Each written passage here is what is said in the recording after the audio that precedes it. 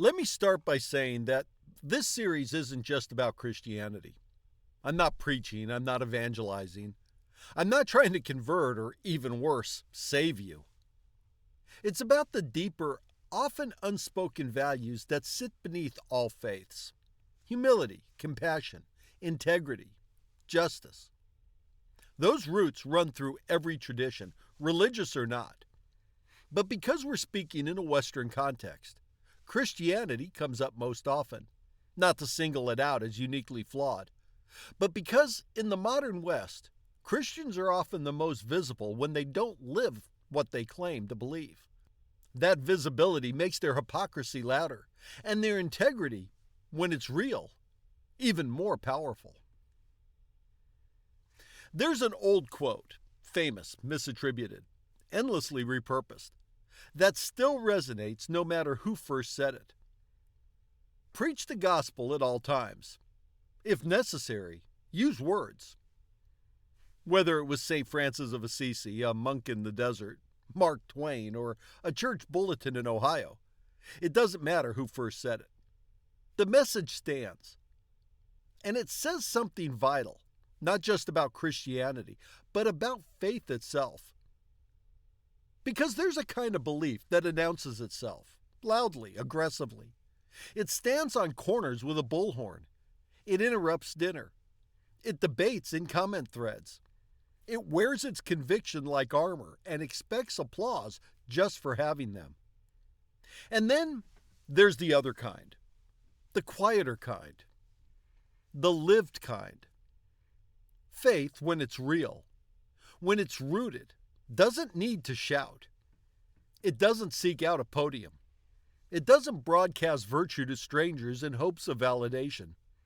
It doesn't bark down the mountain like a self-appointed prophet in a world full of noise. No, it just lives. It settles into the rhythms of everyday life, like breath, like water, like light through a window, unobtrusive but unmistakable. It's in the way someone listens with their whole attention, not because they're trying to witness to you, but because they care. It's in how they handle insult, not by retaliating, but by absorbing it without letting it define them.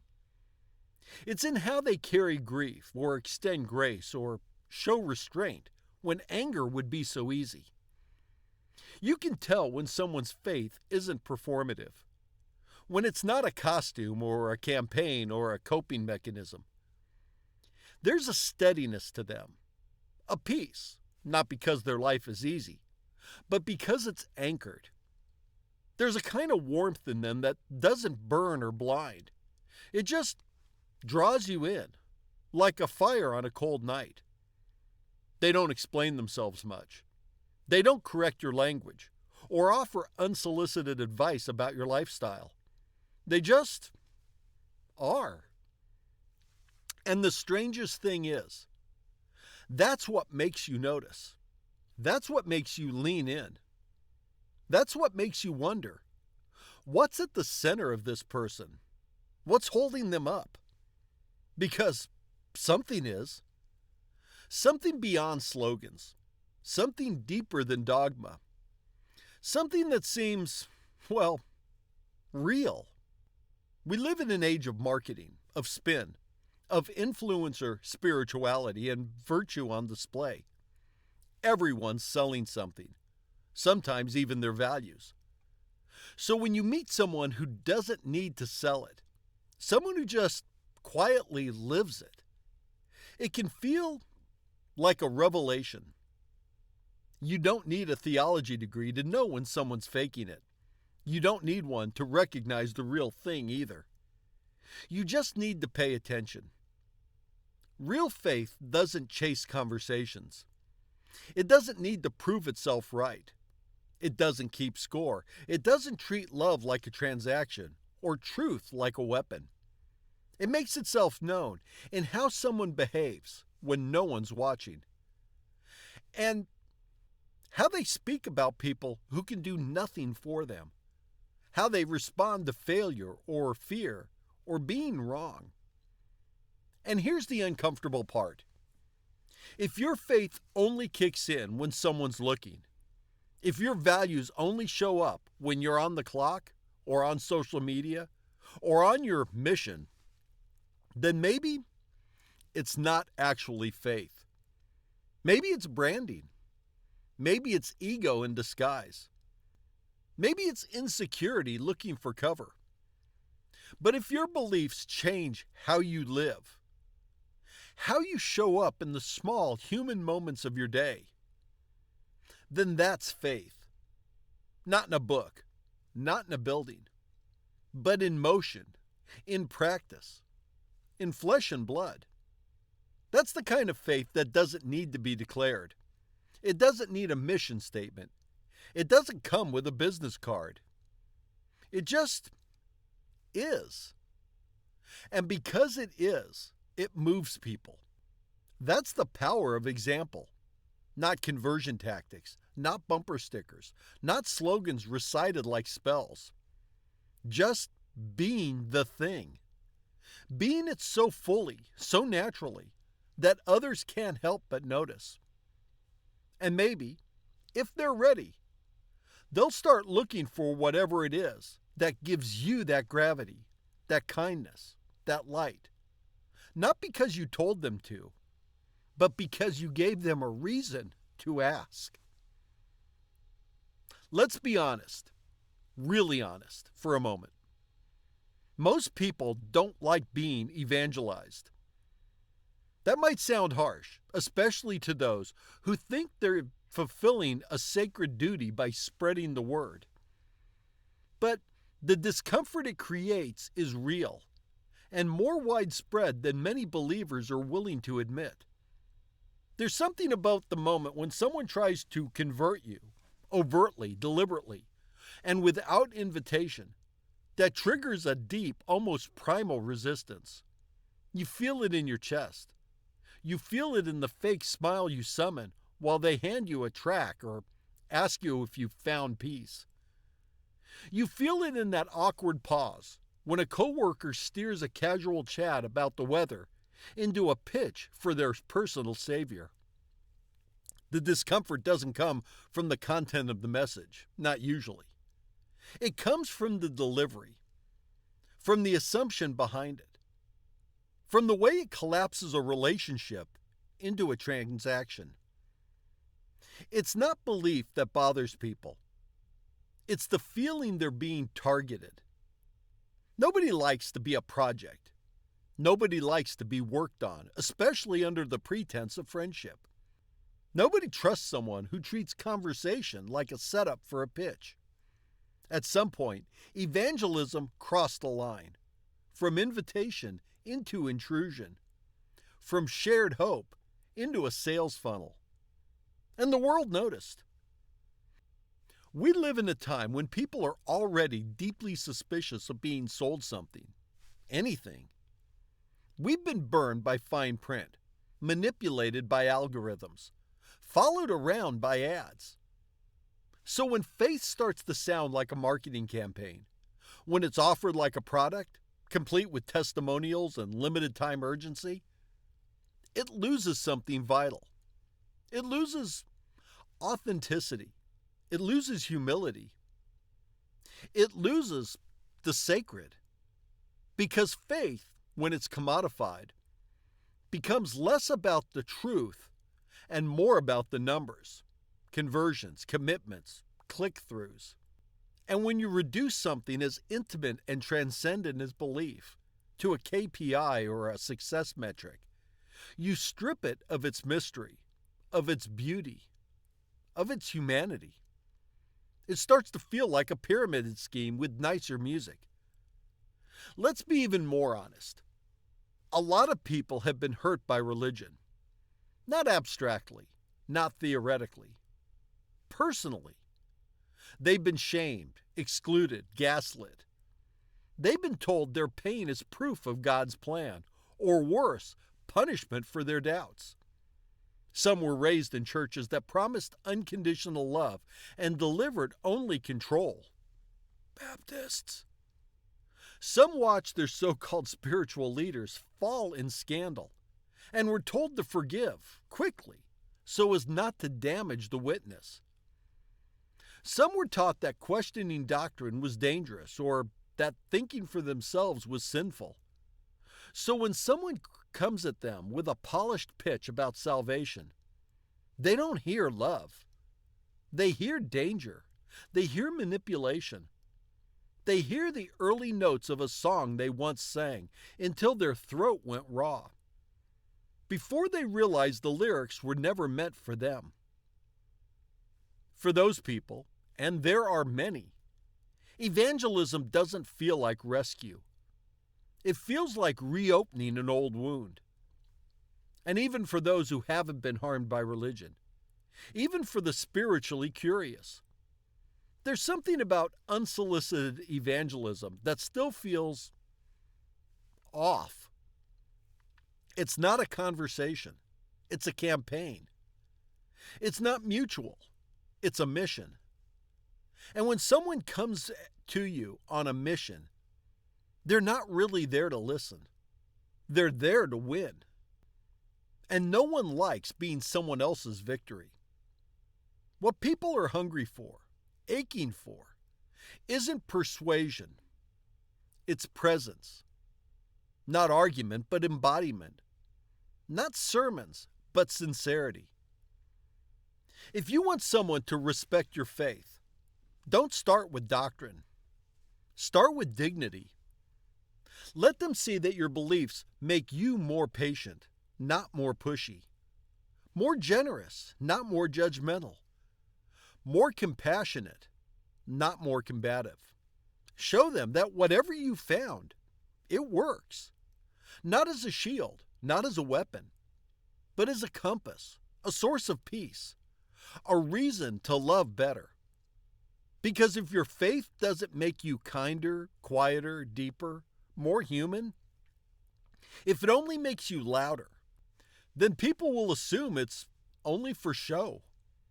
Because too often, it is. Too often, evangelism isn't about offering light.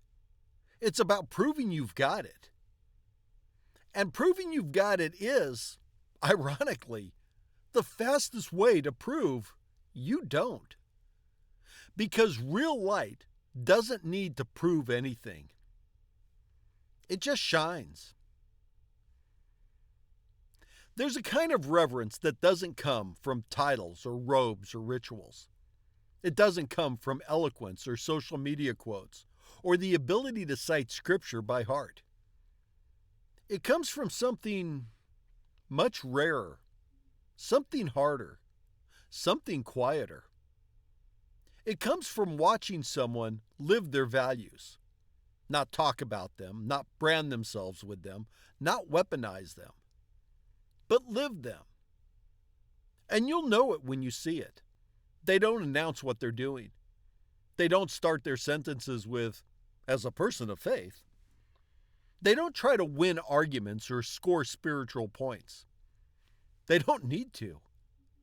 Because what they believe already radiates from their choices, from the little ones especially.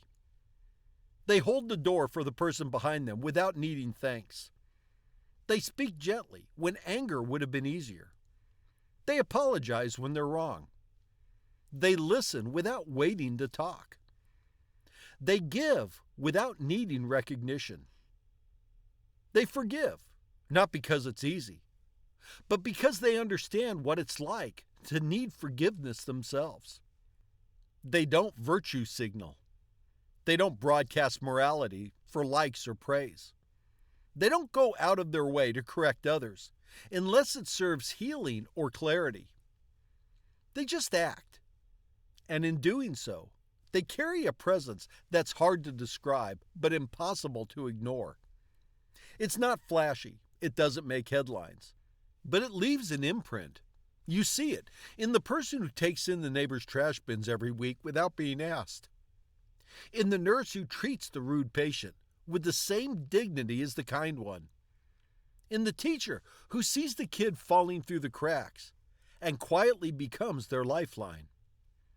in the friend who notices you're not okay before you even say a word. There's a holiness to that, not the stained glass kind, not the kind you find behind a pulpit, the kind you find in someone's eyes when they see you, not as a problem to fix or a soul to save, but as a person to honor.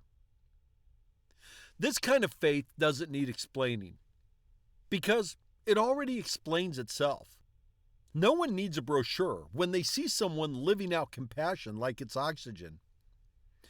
No one needs a debate when they see someone refuse bitterness in favor of grace, again and again. No one needs a conversion pitch when they witness someone love with no strings attached.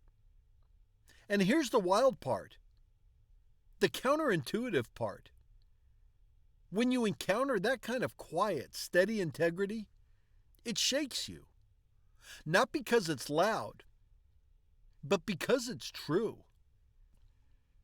There's a kind of person who doesn't flinch in the storm, who stays kind in the face of cruelty, who moves through life with an inward compass that doesn't seem to wobble. And it makes you wonder, what's anchoring them? How do they stay so calm when everything else is on fire? Why do they keep choosing love when the world keeps choosing anger? What are they connected to that I'm not seeing? That's where the invitation lives. Not in declarations or doctrines, not in mic drops or manifestos, not in the noise, but in the presence, in the simple, often unnoticed, rhythm of someone whose life is aligned with their convictions, in the way they choose patience when provoked, in the way they carry grief without making it someone else's burden, in the way they create space for others to just be. It's not magic. It's not performance. It's not manipulation. It's integrity, lived out over time, consistently. And in that quiet consistency, something happens. The people around them start to take notice, not because they were told to, but because they were shown something rare, something better, something deeper, something that doesn't have to raise its voice to be heard. In a world that constantly rewards volume over virtue, this kind of quiet integrity is radical. And it might just be the only sermon some people will ever trust. Because when words fail, and they often do, it's character that speaks. And when faith is real, it doesn't just speak, it lives. And when it lives, with humility, with grace, with quiet power, it opens hearts that would slam shut at the sound of a slogan. Let's talk about the thing that poisons belief faster than doubt ever could. It's not atheism, it's not science, it's not culture or the world, or even criticism. It's hypocrisy. The single fastest way to discredit a faith, not just in the public square, but in someone's heart, is to violate its core principles in plain sight, to preach compassion and act with cruelty, to speak of love and traffic in hate, to raise a banner of righteousness while hiding rot beneath the surface. That's the faith killer. Because you can disagree with someone's beliefs and still respect them if they live what they say. But if they say one thing and do another, that respect collapses instantly. We've all seen it too often. The televangelist who condemns the sin of the world while quietly siphoning money up from the offering plate to fund his fourth mansion. The self-proclaimed moral crusader caught in a scandal, again. The megachurch pastor who talks about marriage as sacred but doesn't treat his own spouse with basic decency. The spiritual guru who claims enlightenment, then manipulates their followers for sex, power, or money. These aren't just personal failings. They're public betrayals. They ripple outward, not just through a community, but through a culture that's already wary of religious claims.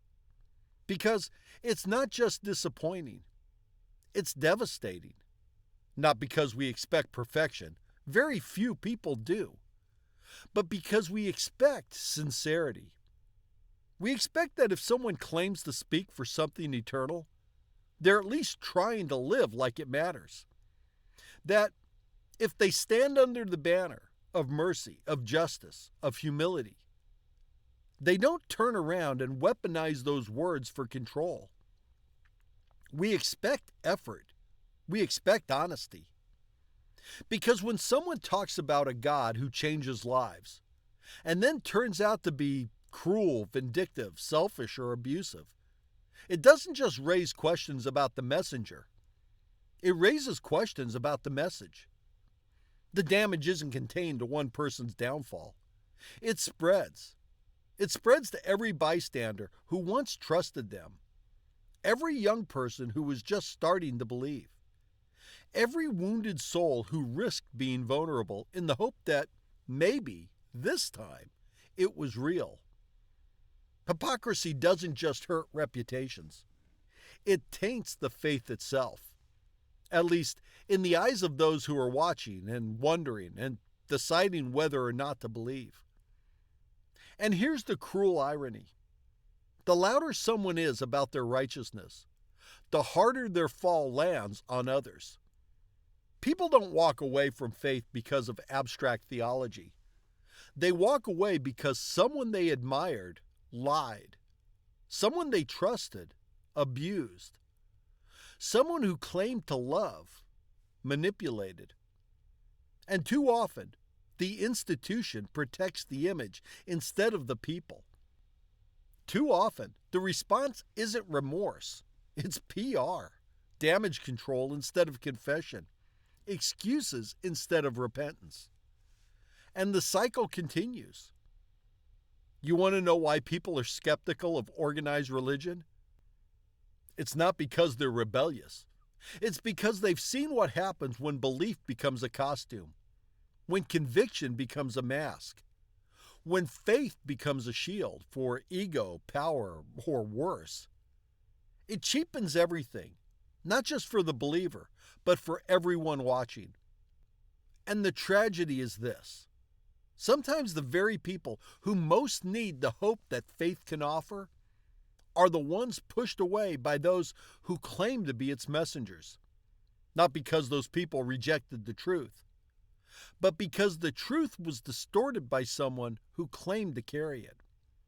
Hypocrisy doesn't just alienate, it repels, it wounds, it erodes the possibility of belief in others, one contradiction at a time. And here's the part that cuts deepest. It doesn't have to be that way. People don't expect moral perfection. They do, however, expect honesty about imperfection. They want to see someone struggle openly, admit when they fall short, take responsibility, and keep trying. That's human. That's real. That's what integrity looks like when it's under pressure. But when faith is used as a performance, when it becomes theater or cover or camouflage for ambition, that's when it collapses. Not just for the ones who fall, but for everyone who was watching, hoping, maybe even praying that this one would be different. So if you claim to stand for something sacred, act like it's sacred, because someone's watching. Not to judge you, but to see if what you believe might be worth believing. And if they see hypocrisy instead of humility, you won't just lose their attention. You'll lose their trust. And maybe their chance to believe at all.